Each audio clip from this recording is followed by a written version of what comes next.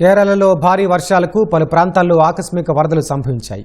కర్నూలు జిల్లాలో కరియంగోడ్ నది సహా వాగులు వంకలు పోటెత్తడంతో అనేక గ్రామాలు జలదిగ్బంధంలో చిక్కుకున్నాయి.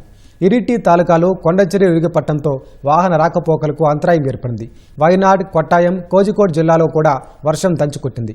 పలుచోట్ల ఇళ్లలోకి నీరు చేరడంతో బోట్ల సాయంతో ప్రజలను సురక్షిత ప్రాంతాలకు తరలించారు.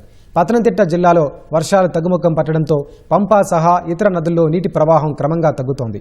ఫలితంగా రాన్ని పట్టణం సహా ఇతర ప్రాంతాలు జలదిగ్బంధం నుంచి బయటపడుతున్నాయి. కర్నూలు జిల్లాలోని అయ్యన్కున్న ప్రాంతంలో అత్యధికంగా 32 సెంటీమీటర్ల వర్షపాతం నమోదైందని కేరళ విపత్తు నిర్వహణ శాఖ తెలిపింది. గత 24 గంటల్లో భారీ వర్షాలకు వేర్వేరు ప్రాంతాల్లో 8 మంది మృతి చెందారని కేరళ సీఎం సతీశన్ తెలిపారు. 209 శిబిరాల్లో 5,792 మంది తలదాచుకుంటున్నారని వెల్లడించారు.